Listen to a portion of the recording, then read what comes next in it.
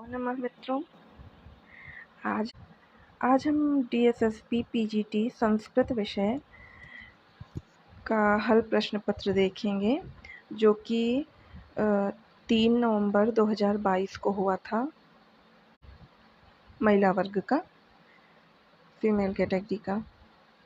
तो इसमें आप जानते होंगे कि 20-20 प्रश्नों की एक श्रृंखला होती है।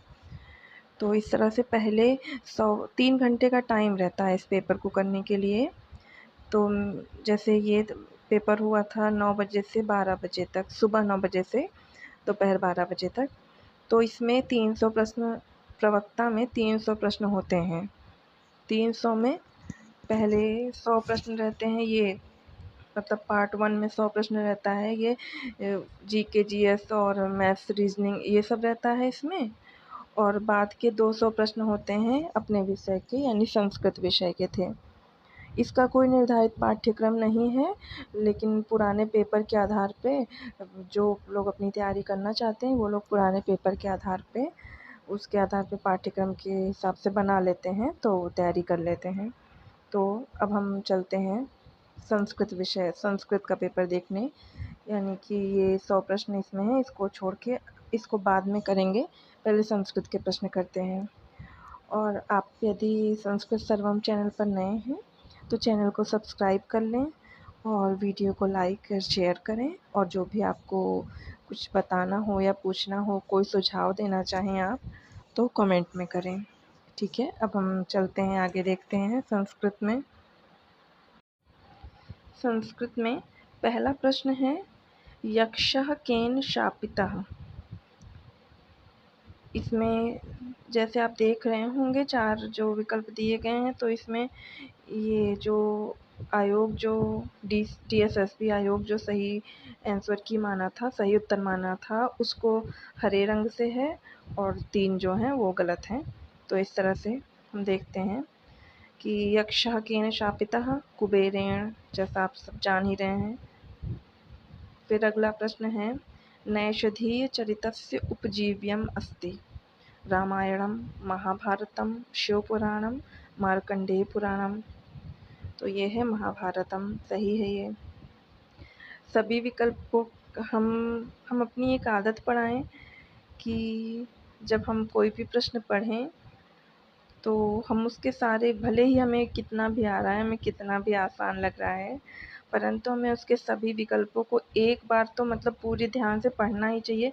क्योंकि अधिकतर हमारे साथ ऐसा होता है कि हम जो कई बार हमारे एकदम एकदम आसान प्रश्न जो हमें हमेशा से आते थे, लेकिन वही सही समय आने पे वही प्रश्न हमारे गलत हो जाते हैं। तो इसलिए हमें प्रयास क्या, हमें करना ही करना है कि हमें एक बार तो कम से कम पूरे सारे विकल्प को और प्रश्न को एकदम अच्छे से पूरा पढ़ लेना है, तभी हम उसका उत्तर अपना चुनें। तो इसलिए हम हमेशा आदत पड़ाएं कि हम पहले सारे विकल्प पढ़ेंगे, भले ही हमें पता है इसका उत्तर। हाँ, तो अगला प्रश्न देखते हैं। तीसरा है, मेघदूतम कीदृशम काव्यम।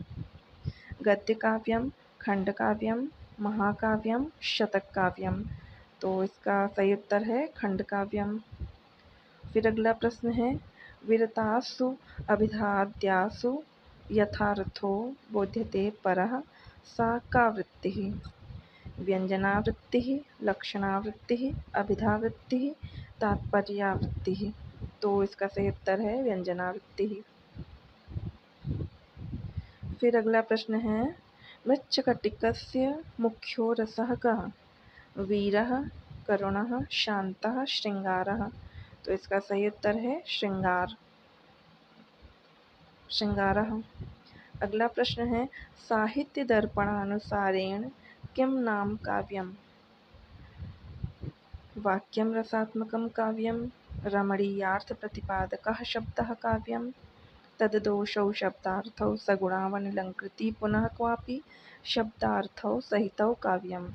तो साहित्य दर्पण यानी कि विश्वनाथ के अनुसार काव्य का लक्षण क्या है, तो वाक्यम रसात्मकम काव्यम ये किसका है, ये है विश्वनाथ का, यानी साहित्य दर्पण के अनुसार ये है काव्य का लक्षण या नाम।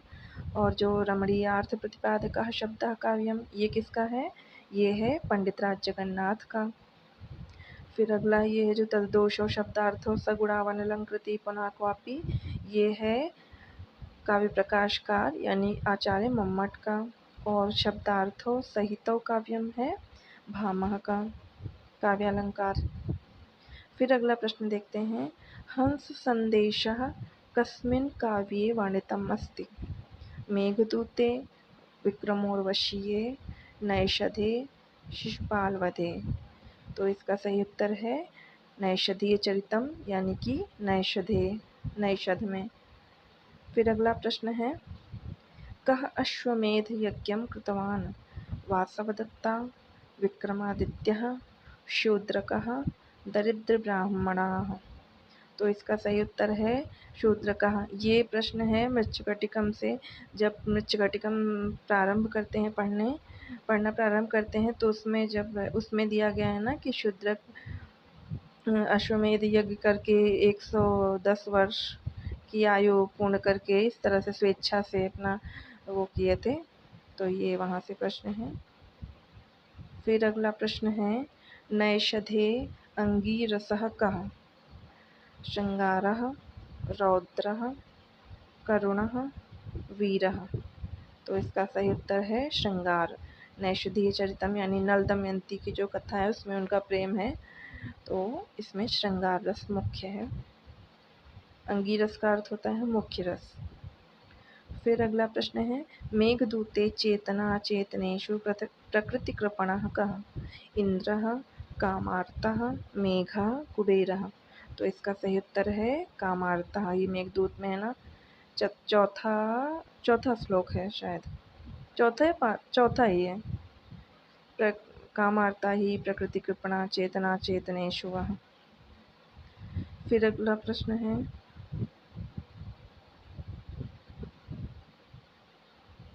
चारुदत्तस्य पुत्रः कः? चारुदत्त का पुत्र कौन है? मदनिका, रोहसेनः, आर्यकः, संवाहकः। तो रोहसेन है। फिर अगला प्रश्न है, नैषधीय चरिते कति सर्गाः समुपलभ्यन्ते? तो नैषधीय चरितम में कितने सर्ग उपलब्ध होते हैं? 18, 22, 19, 20। तो 22 सर्ग हैं। फिर अगले प्रश्न की तरफ चलते हैं, मेघदूते किं छन्दः प्रयुक्तम् अस्ति? मंदाक्रांता, शार्दूलविक्रीडितं, शिखरिणी, मालिनी। तो इसका उत्तर आप सभी को पता होगा, मंदाक्रांता छंद है। इसमें 17 वर्ण होते हैं। फिर अगला प्रश्न है, ग्रासमन नियमस्य प्रवर्तकः कः? Philip Grassmann, Karl Grassmann, Jacob Grassmann, हेमॉर्न ग्रासमान। तो इसका सही उत्तर डी है, हेमॉर्न ग्रासमान। यक्षः कुत्रासीत्? अलकापुर्यां, स्वर्गे, रामगिरी आश्रमे, चित्रकूटे। यक्ष कहाँ निवास कर रहा था, कहाँ था? तो रामगिरी आश्रम में था। सी नंबर इसका सही उत्तर है। 16 नंबर प्रश्न है, साहित्य दर्पणस्य प्रचयिता कः? साहित्य दर्पण के रचयिता हैं आनंदवर्धनः, विश्वनाथः, भरतमुनिः, मम्मटः। तो इसका सही उत्तर है विश्वनाथ। फिर अगले प्रश्न की तरफ चलते हैं, भाषायां कति प्रकारकाः ध्वनयः सन्ति भवन्ति? 2, 4, 5, 3। तो इसका सही उत्तर है 3। फिर अगला प्रश्न है, ऊष्म वर्णः कः? वा, ह, का, च। तो ऊष्म वर्ण कौन सा होता है? इसमें से ह वर्ण है। अगला प्रश्न है 19वां। अगला प्रश्न है 19वां, दमयंतीम् अभिलक्ष्य नलस्य गुणगानं कः करोति? इसका सही उत्तर होगा दूतः, मेघः, दासी, हंसः। तो इसका सही उत्तर है हंसः। अगला 20वां प्रश्न है, आर्थी व्यंजनायां हेतुः को अस्ति? लक्षणावैशिष्ट्यम्, अभिधावैशिष्ट्यम्, वक्तृवैशिष्ट्यम्, व्यंजनावैशिष्ट्यम्। तो इसका सही उत्तर है तीसरा, वक्तृवैशिष्ट्यम्। फिर यहाँ पे एक श्रृंखला खत्म हुई, मतलब इसमें रहता है ना कि 20 प्रश्न, पहले आप उसको 20 प्रश्न को फाइनली सबमिट कर दें, ऑनलाइन होता है इसका एग्ज़ाम, 20 प्रश्नों को सबमिट कर देंगे पूरे, तभी आप अगला 21वां प्रश्न, 21वां नहीं रहता, उसको फिर से 1 नंबर से पढ़ा जाता है। तो 20-20 प्रश्नों का इसमें एक होता है, 20-20 प्रश्नों की श्रृंखला रहती है, उसको पहले आप पूरा सबमिट कर लीजिए, फिर आप सबमिट कर देंगे फाइनल, तब अगला पढ़ेंगे। और फिर जब अब जैसे सोचिए कि और अन्य एग्ज़ाम की तरह कि नेट वगैरह में होता है ना कि मतलब आप एक बार उसको चाहे फिर से आप पहले को कर लीजिए, चाहे जिसको चाहे जब करिए, लेकिन इसमें एक बार इसको सबमिट कर दिए तो अब ये दोबारा नहीं खुलेगा, अब अगला जो है वही खुलेगा। तो दूसरे डिसिप्लिन नाम रहता है इसमें, सेक्शन का नाम डिसिप्लिन रहता है इसमें। तो अब इसमें अगले डिसिप्लिन यानी दूसरे सेक्शन में हम 21वें प्रश्न पे आ गए। तो इसमें से अब पहला प्रश्न है, अध्ययनेन वसति अत्र तृतीया कस्मिन्नर्थे। तो इसके विकल्प हैं हेतौ, अपवर्गे, करणे, इत्थम भूतलक्षणे। तो इसका सही उत्तर है हेतौ, यानी हेतु का अर्थ बताता है ना, अध्ययन के लिए, अध्ययन हेतु से वसता है, वहाँ निवास करता है। फिर अगला प्रश्न देखते हैं, दूसरा है आधारः कतिविधः। आधार कितने हैं, कितने प्रकार के हैं? पहला विकल्प है त्रिविधः, पंचविधः, चतुर्विधः, द्विविधः। तो आधार 3 प्रकार के होते हैं, त्रिविध, ए विकल्प सही है। फिर अगला प्रश्न है बाह्य प्रयत्नः कतिविधः। तो बाह्य प्रयत्न बताने हैं, इसके विकल्प हैं 11, 10, 9, 8। तो इसमें बाह्य प्रयत्न कितने होते हैं? 11 होते हैं। और आभ्यंतर प्रयत्न कितने होते हैं? 5 होते हैं। तो इसका सही विकल्प उत्तर हो जाएगा 11, यानी ए नंबर। फिर अगला प्रश्न है भू धातोः आश्रयलिंगी मध्यम पुरुषैकवचने किम रूपम। इसके विकल्प हैं भूयाः, भूयात्, भवेत्, भवेः। तो इसका सही उत्तर है भूयाः। फिर अगले प्रश्न की ओर चलते हैं, दा धातोः लोट लकारे मध्यम पुरुषैकवचने, यानी मध्यम पुरुष एक वचन में क्या रूप बनेगा? तो इसके विकल्प हैं दद, दत्ताम, देहि, ददत। इसका सही विकल्प है देहि। फिर अगला प्रश्न है सर्वनाम स्थान संज्ञा विधायकम सूत्रम किम। इसका विकल्प है शी सर्वनाम स्थानम। फिर अगला प्रश्न है एक हाँ, इसका विकल्प है शी सर्वनाम स्थानम, आमि सर्वनाम्ना सुट्, सर्वनाम स्थाने च संबुद्धौ, शुड् नपुंसकस्य।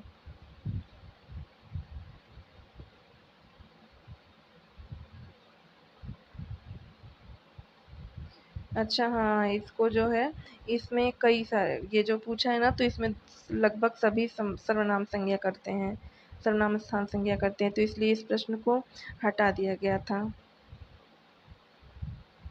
क्योंकि सुड नपुंसकस्य भी सर्वनाम स्थान संज्ञा करता है, शी सर्वनाम स्थानम भी करता है, और ये सर्वनाम स्थाने चार संबुद्ध ये भी करता है।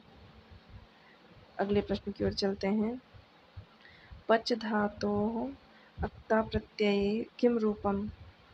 पक्तम, पचितम, पक्वम, पक्त्रिमम। तो इसका सही उत्तर है सी, पक्वम। गणपति शब्दस्य चतुर्थैकवचने किम रूपम। गणपत्ये, गणपतये, गणपत्यै, गणपताय। तो इसका सही विकल्प है बी, गणपतये। अगले प्रश्न की ओर चलते हैं, एद धातो लिटि किम रूपम। एधेत, ऐधैत, ऐधत, एधान चकार। तो इसका विकल्प है सही एधांचकार। 10वां प्रश्न है कर्मणि का विभक्ति चतुर्थी, षष्ठी, द्वितीया, पंचमी। तो कर्मणि में यानी कर्म में दूसरी विभक्ति होती है। एध धातोः आशीर्लिंगी किम रूपम एधामास, एधिशिष्ट, एधेत, ऐधत। इसका सही विकल्प है एधिशिष्ट। अगला प्रश्न है प्रातिपदिक संज्ञा विधायकम सूत्रम किम प्रातिपदिकार्थ लिंग परिमाण वचन मात्रे प्रथमा अर्थवद अधातुर प्रत्ययः प्रातिपदिकम ह्रस्वो नपुंसके प्रातिपदिकस्य न लोपाः प्रातिपदिकान्तस्य। तो इसका सही उत्तर है अर्थवद धातुर प्रत्यय प्रातिपदिकम।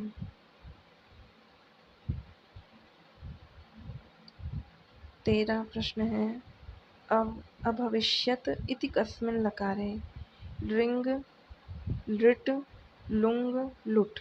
लृंग लकार है ये। मृच्छकटिकस्य विदूषकः कः शिवः, मैत्रेयः, चैत्रः, चारुदत्तः। तो इसका सही विकल्प है मैत्रेयः। 15वां प्रश्न है एध धातोः लट् लकारे मध्यम पुरुष बहुवचने किम रूपम एधसे, एधेथे, एधध्वे, एधन्ताम। तो इसका सही विकल्प है सी एधध्वे। अगला है नदी संज्ञा विधायकम सूत्रम किम नदीभिश्च ये डेराम नद्याम नीभ्यः नदीभ्याम कौशले यूस्त्याख्यो नदी। इसका सही विकल्प है डी। अगला प्रश्न है राजन् शब्दस्य सप्तम्यैक वचने किम रूपम राज्ञी, राज्ञे, राजने, राजन्याम। इसका सही विकल्प है राज्ञी।